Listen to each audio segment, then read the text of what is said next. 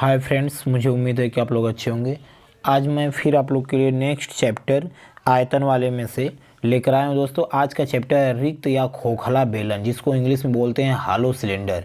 इससे पिछला वीडियो में मैंने आपको बताया ठोस बेलन, यानी उसको केवल सॉलिड सिलेंडर बोल सकते हैं इंग्लिश में। ठोस बेलन पढ़ाया है, तो सर्वप्रथम आप उसको देख लेंगे तो ये बेहतर समझ में आएगा। तो दोस्तों, अगर आपको रिक्त या खोखला बेलन में से यही तीनों में से कुछ भी अगर आपसे पूछता है, रिक्त या खोखला बेलन का वक्रपृष्ठ पूछे, तो आप फार्मूला लगा देते हैं 2 पाई ब्रैकेट में R1 plus R2 into H. तो R1 R2 क्या है दोस्तों? एक खोखला नुमा बेलन होता है। बेलन का मतलब एक पाइप जैसा होता है, शेप में पाइप जैसा होता है, जो अंदर से आप उसमें से इधर से उधर कुछ भी प्रवाहित कर सकते हैं, पानी, या आप इसमें से देख सकते हैं। तो आंतरिक त्रिज्या को R1 और बाहरी त्रिज्या को R2 से प्रदर्शित करते हैं, और ये ऊंचाई इसकी एच से प्रदर्शित करते हैं ऊंचाई को, या ऊंचाई को लंबाई भी बोलते हैं, जिसको आप यल भी कह सकते हैं। तो दोस्तों, ये हो गया खोखला बेलन का शेप। और इसका अगर वक्रपृष्ठ की बात करें तो 2 पाई ब्रैकेट में R1 plus R2 into H होता है। और रिक्त बेलन या खोखला बेलन का अगर संपूर्ण पृष्ठ पूछे दोस्तों, तो आप क्या करेंगे कि फार्मूला यहीं लगा देंगे, 2 पाई ब्रैकेट में R1 प्लस R2, दूसरे ब्रैकेट में H plus R1 minus R2। यहाँ पर जो बड़ी त्रिज्या रहेगी उसमें से इसको घटाएंगे। ऐसा नहीं कि अंदर वाला हमने R1 कह दिया तो अब अंदर वाले से बाहर वाला घटाते हैं तो आंसर माइनस में आ जाए, ऐसा कुछ नहीं रहेगा। जो बड़ी त्रिज्या रहेगी उसमें से छोटी वाली त्रिज्या घटा देंगे। फिर दोस्तों आता है रिक्त या खोखला बेलन का अगर आयतन की बात करें, तो आयतन निकालने का फार्मूला है पाई ब्रैकेट में R1 का स्क्वायर माइनस R2 का स्क्वायर इंटू एच। दोस्तों, पाई का मान 22/7 या 3.14, जैसा सवाल में बोलेगा वैसा रख देंगे। अगर सवाल में पाई की वैल्यू कुछ नहीं बोला है तो आप अपने मन से 22/7 ही रखेंगे उसकी वैल्यू अधिकतर सवाल में, या कभी कभी 3.14 उसमें लिख देता है सवाल में, तो आप उसकी वैल्यू रख देंगे। और R1 समझ ही गए हैं कि उसकी त्रिज्या है, R2 भी उसकी त्रिज्या है, और एच जो है उसकी ऊंचाई या लंबाई है। आई होप कि ये फार्मूला आपको क्लियर हो गया होगा। दोस्तों, अब इसी पर हम लोग चलते हैं क्वेश्चन नंबर फर्स्ट की ओर। देखिए दोस्तों, क्वेश्चन नंबर फर्स्ट है आपका, एक पाइप 125 सेंटीमीटर लंबा है। एक पाइप है 125 सेंटीमीटर लंबा। तो दोस्तों, पाइप जो होता है हमने बताया कि बेलन नुमा होता है, बेलन के आकार का होता है। वो भी कैसा बेलन? खोखला बेलन। क्यों? क्योंकि पाइप कुछ मोटाई की होती है, उसमें से हम इधर से उधर देख सकते हैं या उसमें से पानी प्रवाहित कर सकते हैं। तो 125 सेंटीमीटर लंबा, यानी उसकी लंबाई यानी उसकी ऊंचाई दे रखा है ये 125 सेंटीमीटर। उसकी आंतरिक और बाह्य त्रिज्याएं यानी R1 और R2 क्रमशः दिया हुआ है। यानी R1 दिया हुआ है आंतरिक त्रिज्या 3 और R2 दिया हुआ है 4 सेमी, ये सब सेंटीमीटर में है। और ऊंचाई दे रखा है 125 सेंटीमीटर। आई होप कि ये बात आपको क्लियर होगी। तो उसका वक्रपृष्ठ ज्ञात कीजिए। यानी दोस्तों, खोखला बेलन का फार्मूला लगा देंगे। क्यों? क्योंकि ये पाइप है तो पाइप खोखली है और त्रिज्या भी वैसे दिया है R1 और R2, तो उसका वक्रपृष्ठ निकालना है। तो वक्रपृष्ठ का फार्मूला हमने बताया, खोखले बेलन का वक्रपृष्ठ यानी CS से बोलते हैं, कर्व सरफेस एरिया इंग्लिश में होता है, शॉर्ट फॉर्म CS से। तो वक्रपृष्ठ का फार्मूला होता है दोस्तों 2 पाई ब्रैकेट में R1 plus R2 into H. ये होता है वक्रपृष्ठ का फार्मूला। बस 2 पाई का मान दोस्तों 22/7, R1 त्रिज्या कितनी पली 3, दूसरी त्रिज्या 4, और ऊंचाई उसका कितना दिया हुआ है 125 सेंटीमीटर। दोस्तों, मुझे उम्मीद है कि ये बात आप जरूर समझ रहे होंगे। 2 गुणे 22/7 गुणे 3 में 4 जोड़ देंगे, ब्रैकेट को पहले सॉल्व करते हैं, गुणे 125, बस 7 से 7 कट जाएगा दोस्तों। 125 में 2 का 125 में 2 का गुणा करेंगे तो आएगा 250। तो 22 गुणे 250 आप करेंगे, लिखेंगे 22 गुणे 250, बस जीरो हो जाएगा। 25 दूना 50, 5, 25 दूना 50, 5, 55। बस दोस्तों, 5500 यानी 5500 वर्ग सेमी, 5500 वर्ग सेमी हो गया दोस्तों इसका आंसर। मुझे उम्मीद है दोस्तों कि आप इतनी बात जरूर समझ गए होंगे। चलिए दोस्तों, देखते हैं क्वेश्चन नंबर सेकंड। देखिए दोस्तों, 8 सेंटीमीटर तथा 6 सेंटीमीटर बाह्य और आंतरिक त्रिज्या, यानी बाहरी त्रिज्या और आंतरिक त्रिज्या दिया हुआ है दोस्तों। R1 की वैल्यू 8 और R2 की वैल्यू 6 सेंटीमीटर दिया हुआ है। और 200 सेंटीमीटर वाले लंबे पाइप यानी लंबाई दिया हुआ है यानी ऊंचाई दिया हुआ है दोस्तों, कितना सेंटीमीटर, 200 सेंटीमीटर दोस्तों एक पाइप दिया हुआ है, यानी खोखला बेलन के आकार का है सब, क्योंकि त्रिज्या भी 2 दिया हुआ है, ऊंचाई भी दे रखा है इसका 200 सेंटीमीटर। तो क्या पूछा हुआ है, पाइप का संपूर्ण पृष्ठ कितना होगा, यानी संपूर्ण पृष्ठीय क्षेत्रफल पूछा हुआ है दोस्तों। तो पाइप का यानी खोखले बेलन का संपूर्ण पृष्ठीय क्षेत्रफल, खोखले बेलन का TSA यानी टोटल सरफेस एरिया पूछा हुआ है दोस्तों। तो संपूर्ण पृष्ठीय क्षेत्रफल फार्मूला होता है दोस्तों 2 पाई ब्रैकेट में R1 प्लस R2 दूसरे ब्रैकेट में H plus R1 minus R2। दोस्तों यदि आपको फार्मूला याद रहेगा तो तुरंत एट वंस आप सवाल सॉल्व कर सकते हैं, ये नहीं तो फार्मूला नहीं याद रहेगा तो थोड़ा दिक्कत होगा। बस दोस्तों इसमें वैल्यू रख दीजिए 2 पाई का मान 22/7 ब्रैकेट में R1 प्लस R2, तो पहली त्रिज्या 8 दूसरी त्रिज्या 6, फिर गुणे दूसरे ब्रैकेट में H की वैल्यू कितना है 200, सब सेंटीमीटर में दिया हुआ है, प्लस R1 माइनस R2 यानी 8 माइनस 6 ब्रैकेट बंद हो गया दोस्तों।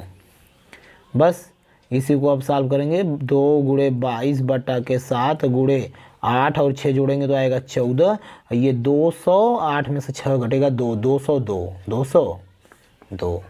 बस दोस्तों इसको कटा दीजिए, 7 दूना के 14, 2 दूना के 4, 22 चौक 88 कर लीजिए, या 2 दूना के 4, 4 का गुणा इसमें पहले कर लेते हैं, 22 का बाद में कर लेंगे। 2 दूना के 4, 4 दूना के 8, 4 शून्य 0, 4 दूना के 8, 808 आ गया। तो 22 का पहाड़ा पढ़ेंगे 8 बार तो आ जाएगा दोस्तों आपका 22 का गुणा जब 808 में करेंगे तो आएगा 17,776, 17,776 आ जाएगा दोस्तों वर्ग सेमी। ये आ गया दोस्तों आपका रियल आंसर। मुझे उम्मीद है कि इतनी बात आप जरूर समझ गए होंगे दोस्तों। चलिए दोस्तों देखते हैं क्वेश्चन नंबर 3।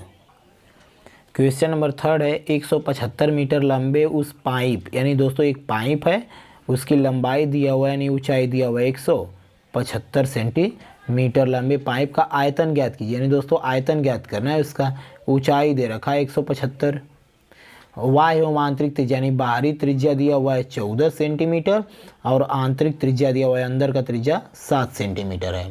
तो उसका आयतन बताना है दोस्तों। बस दोस्तों बहुत ही आसान है, आयतन बराबर यानी खोखले बेलन का आयतन बराबर, फार्मूला हमने बताया आयतन का, पाई R1 का स्क्वायर माइनस R2 का स्क्वायर इंटू H। बहुत ही आसान फार्मूला है दोस्तों, इसी पर रख देंगे आपका आंसर जगह। पाई की वैल्यू 22/7 और R1 का स्क्वायर यानी 14 का स्क्वायर माइनस 7 का स्क्वायर गुणे ऊंचाई कितना 175 दिया हुआ है। बस दोस्तों इसी को सॉल्व कर देंगे 22/7। आप चाहें तो ए स्क्वायर प्लस बी स्क्वायर, ए स्क्वायर माइनस बी स्क्वायर वाला फार्मूले तोड़ सकते हैं, यानी एक ब्रैकेट में ए प्लस बी दूसरे ब्रैकेट में ए माइनस बी, या वर्ग करके घटा सकते हैं, दोनों तरीका आपको आसानी है। तो अगर ए स्क्वायर माइनस बी स्क्वायर वाला फार्मूला लगाते हैं तो एक ब्रैकेट में 14 प्लस 7 दूसरे ब्रैकेट में 14 माइनस 7 हो जाएगा और गुणे 175, फिर 22/7 गुणे 14 और 7 जोड़ेंगे तो 21, 14 में से 7 घटेगा तो आएगा 7, फिर आएगा 175, तो 7 से 7 कट जाएगा, तो बस 21 का गुणा 22 में करेंगे तो 21 दूना 42, 4 21 दूना 42, 4 46 और गुणे 175, 462 का 175 में आप दोस्तों गुणा करेंगे तो आएगा आपका 80,850 घन सेमी। ये आ गया दोस्तों इसका आंसर, ये आ गया इसका आयतन।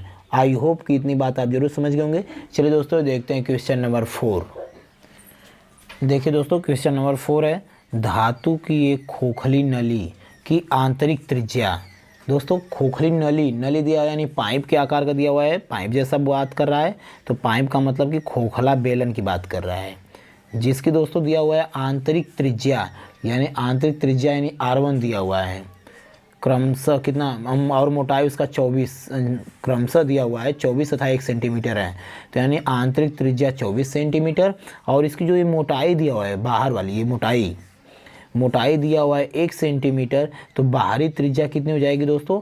आंतरिक त्रिज्या यहाँ से यहाँ तो पूरा 24 है, यहाँ से यहाँ तो 24 है, लेकिन 1 सेंटीमीटर मोटाई है तो पूरी बाहरी त्रिज्या कितना हो जाएगी? 24 में 1 जोड़ देंगे तो आ जाएगा आपका कितना सेंटीमीटर?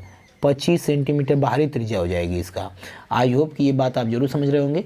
उसे पिघला कर दोस्तों, इसको पिघला करके, इस खोखले बेलन को पिघला करके उसी लंबाई का, यानी लंबाई सेम रहेगा, यानी जितनी भी इसकी ऊंचाई होगी इसी ऊंचाई का, यानी इसी लंबाई का एक ठोस बेलन में डाला जाता है। यानी अब इसको एक बेलन में बनाया जाता है, ठोस बेलन में, इसी लंबाई का, लंबाई सेम है यानी ऊंचाई इसकी सेम है, डाला जाता है। तो उस ठोस बेलन का व्यास कितना है, इसका व्यास पूछा हुआ है, यानी त्रिज्या का 2 गुना व्यास होता है, तो यानी इसका व्यास पूछा हुआ है। तो दोस्तों यानी कहने का मतलब खोखले बेलन का जितना आयतन है, खोखले बेलन का आयतन बराबर ठोस बेलन का आयतन। भाई इसी के पूरे आयतन से ना ये ठोस बेलन बन रहा है, यानी खोखले बेलन का आयतन बराबर ठोस बेलन का आयतन, बराबर ठोस बेलन का आयतन। आई होप कि ये बात आप जरूर समझ गए होंगे दोस्तों। तो खोखले बेलन का आयतन फार्मूला दोस्तों हमने बताया कि पाई ब्रैकेट में r1 का स्क्वायर माइनस r2 का स्क्वायर इंटू एच होता है, और ठोस बेलन का क्या आयतन होता है? हमने पिछले वीडियो में बताया कि बेलन का आयतन होता है पाई r स्क्वायर एच। तो दोस्तों आप देख रहे हैं एच से एच कट जाएगा, कैसे? क्योंकि ऊंचाई बराबर है, जो भी ऊंचाई यहाँ पर रहेगी खोखले बेलन वाली ऊंचाई, वहीं ठोस बेलन की ऊंचाई होगी, तो ऊंचाई से ऊंचाई क्या होगा? कट जाएगा दोस्तों इसका। और फिर पाई से भी पाई कट जाएगा, क्योंकि पाई की जो वैल्यू यहाँ पर रहेगी वही वैल्यू यहाँ पर भी रहेगी, सेम रहेगी। अब रह गई बात त्रिज्या की, तो आंतरिक त्रिज्या यानी 24 का स्क्वायर माइनस 25 का स्क्वायर बराबर इस ठोस बेलन की त्रिज्या नहीं पता है, तो इसका ये रहेगा स्क्वायर, ये ठोस बेलन की त्रिज्या है। आई होप कि ये बात आप जरूर समझ रहे होंगे। तो ए स्क्वायर माइनस बी स्क्वायर भी कर सकते हैं, या 24 का स्क्वायर में से 25 का स्क्वायर घटाएंगे, जो बड़ा रहेगा उसमें से उसको घटाते हैं, हमने बताया अभी। तो 25 का स्क्वायर होता है 625 और 24 का स्क्वायर होता है 576 बराबर आर स्क्वायर। तो 15 में से 6 घटेगा 9, 11 में से 4 घटेगा 7 घटेगा 4 बचेगा बस, यानी आर स्क्वायर बराबर दोस्तों आ गया 49। तो आर बराबर हो गया 7, यानी अंडर रूट लगेगा इधर आकर के, तो अंडर रूट में 49 का वैल्यू होता है 7, यानी त्रिज्या हो गई दोस्तों 7 सेंटीमीटर। यानी किसकी त्रिज्या? ठोस बेलन की त्रिज्या आ गई 7 सेंटीमीटर। तो पूछा हुआ है सवाल में कि ठोस बेलन का व्यास कितना है, तो त्रिज्या दोस्तों 7 है, तब व्यास जो होता है त्रिज्या का कितना होता है? 2 गुना होता है, यानी 2 गुणे आर, तो 2 गुणे 7 बराबर 7 दूना 14 सेंटीमीटर हो गया दोस्तों, इसका क्या व्यास हो गया ठोस बेलन का। आई होप कि ये बात आप जरूर समझ गए होंगे दोस्तों। मुझे उम्मीद है कि मेरा पढ़ावा आपको अच्छा लग रहा होगा। चलिए दोस्तों देखते हैं क्वेश्चन नंबर नेक्स्ट। देखिए दोस्तों क्वेश्चन नंबर 5वां है, एक खोखले मोटे बेलनाकार धातु के नल की लंबाई। दोस्तों खोखला धातु का नल है, तो दोस्तों खोखला है तो यानी खोखला बेलन हो गया। नल की लंबाई, लंबाई मतलब उसकी ऊंचाई दे रखा है 6 सेंटीमीटर है। उसके सिरों के पृष्ठ सहित, यानी सिरों का पृष्ठ सहित, यानी सिरों का भी, उसका कुल पृष्ठीय क्षेत्रफल यानी संपूर्ण पृष्ठीय क्षेत्रफल जो दिया हुआ है TSA यानी टोटल सरफेस एरिया 98 पाई वर्ग सेमी है। यदि वाह्य व्यास 8 सेंटीमीटर है, दोस्तों वाह्य व्यास मतलब पूरा बाहर का व्यास, तो वाह्य व्यास 8 है तो वाह्य त्रिज्या हो जाएगी, यानी वाह्य व्यास दिया हुआ है दोस्तों, वाह्य व्यास 8 सेंटीमीटर है, तो वाह्य त्रिज्या हो जाएगी कितना हो जाएगी इसका? आधा, यानी 4 सेंटीमीटर हो जाएगी। तो आंतरिक त्रिज्या बताना है, यानी आंतरिक त्रिज्या बताना है, R1 की वैल्यू बताना है। आई होप कि इतनी बात आप जरूर समझ गए होंगे दोस्तों। संपूर्ण पृष्ठीय क्षेत्रफल दिया हुआ है, तो संपूर्ण पृष्ठीय क्षेत्रफल का हम लगा देंगे फार्मूला।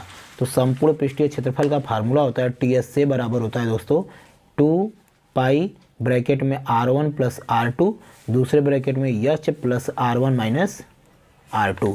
ये होता है संपूर्ण पृष्ठीय क्षेत्रफल का फार्मूला। तो इसी पर रख दीजिए वैल्यू। 2 पाई का मान 22/7, R1 4, R2 नहीं पता है, फिर H ऊंचाई उसका 6 दिया हुआ है, R1 फिर 4, R2 नहीं पता है, और TSA टोटल सरफेस एरिया दिया हुआ है कितना? 98 पाई, 98 पाई। तो पाई रहने दीजिए दोस्तों, क्योंकि पाई से पाई क्या होगा? कट जाएगा। पाई की वैल्यू भी रख देंगे तो भी कट जाएगा, नहीं तो पाई से पाई कट जाएगा। बस 2 का पारा पड़ेंगे, 2 इधर गुणा का इधर आएगा तो भाग देगा, 2 चौक के 8, 1 2 9 18। बस इधर 4 + R1 और 6 और 4 जोड़ेंगे तो आएगा 10 माइनस, सॉरी ये R2 है, 10 माइनस R2। बस दोस्तों आपस में इसका ब्रैकेट का गुणा कर लेंगे तो कर लीजिए 4 दहा में 40 प्लस 10 R2 माइनस 4 R2, फिर ये इसका गुणा करेंगे तो माइनस R2 का स्क्वायर बराबर क्या हो जाएगा 49। ये 40 इधर प्लस है, इधर आएगा तो क्या होगा माइनस है, 9 बचेगा। नहीं 49 को इधर बुला लीजिए, सब एक तरफ बुला लीजिए, सबको एक तरफ, यानी R2 का स्क्वायर इधर आएगा तो ये भी प्लस हो जाएगा 4 R2 माइनस 10 में R2 में से 4 R2 घटेगा कितना R2, 6 R2 हो जाएगा, 6 R2। आई होप कि ये बात आप जरूर समझ रहे होंगे। ये माइनस है, ये माइनस है, ये 6 R2 प्लस हो गया और ये 49 इधर आएगा तो घट जाएगा, तो 40 में से 49 घटेगा तो -9 बराबर क्या हो जाएगा दोस्तों 0। आई होप कि इतनी बात आप जरूर समझ गए होंगे। दोस्तों यहाँ माइनस है तो माइनस कॉमन ले लीजिए, तो R2 का स्क्वायर माइनस 6 R2 प्लस 9 बराबर 0। माइनस कॉमन ले लेंगे तो माइनस को इधर से उधर ट्रांसफ़र कर देंगे 0 की तरफ, ये तो ख़त्म हो जाएगा माइनस। फिर ये बन गया द्विघात समीकरण, तो इसका गुणा इसमें करेंगे, 9 × 9, गुणा करने पर 9 आवे और जोड़ने पर 6 आए। तो ऐसा फैक्टर करिए 9 का कि गुणा करने पर 9 आ जाए और जोड़ने पर कितना आ जाए 6 आ जाए। तो 3 तरीके 9 और 3 जोड़ेंगे तो कितना आ जाएगा 6, यानी 3 R2 माइनस 3 R2, तो जोड़ेंगे तो कितना आ जाएगा 6 R2 और प्लस 9 बराबर 0। बस दोस्तों इसी को सॉल्व कर लेंगे, इसमें से जोड़ा बना लेंगे, कॉमन लेंगे, R2 कॉमन तो R2 माइनस 3, फिर यहाँ से 3 कॉमन तो R2 माइनस लिए हैं तो माइनस 3 तरीके 9, यानी एक बार ब्रैकेट वाला R2 माइनस 3, R2 माइनस 3। दोस्तों दोनों बार R2 माइनस 3 है तो R2 माइनस 3 का क्या कर देंगे होल स्क्वायर बराबर 0 हो गया। तो R2 माइनस 3 स्क्वायर हटेगा तो उधर जाएगा तो ख़त्म हो जाएगा, क्योंकि 0 अंडर रूट में रहेगा तो भी उसकी वैल्यू कितनी आएगी 0 ही आएगी। तो बस दोस्तों R2 बराबर हो जाएगा आपका, इधर -3 है उधर जाएगा तो क्या हो जाएगा +3, यानी y त्रिज्या, आंतरिक त्रिज्या आ गई दोस्तों कितना 3 सेंटीमीटर। यहाँ पर दिया हुआ था ना, यहाँ पर y त्रिज्या दिया हुआ था, y व्यास दिया हुआ था, तो y व्यास से y त्रिज्या आई थी, तो आंतरिक त्रिज्या पूछा हुआ था, सवाल में क्या पूछा हुआ था आंतरिक व्यास, तो आंतरिक त्रिज्या आ चुका है हमारा, आंतरिक त्रिज्या आ गया तो आंतरिक व्यास हो जाएगा। तब दोस्तों व्यास बराबर इसका 2 गुना आता है, यानी 2 × 3 यानी 2 × 6 सेंटीमीटर। आंतरिक व्यास हो गया दोस्तों 6 सेंटीमीटर। ये हो गया दोस्तों इसका आंसर। मुझे उम्मीद है दोस्तों कि आप सवाल जरूर समझ गए होंगे। यदि दोस्तों मेरा पढ़ाया हुआ आपको अच्छा लगता है तो लाइक कमेंट सब्सक्राइब जरूर करें, दोस्तों में शेयर करें। दोस्तों यदि आप मुझे कुछ कमेंट करना चाहते हैं तो कमेंट बॉक्स में कमेंट जरूर कर सकते हैं। ये दोस्तों इस टाइप के सवाल जो होते हैं SSC CGL में काफ़ी अधिकतर पूछे जाते हैं। आज के लिए इतना ही। Thank you for watching this video.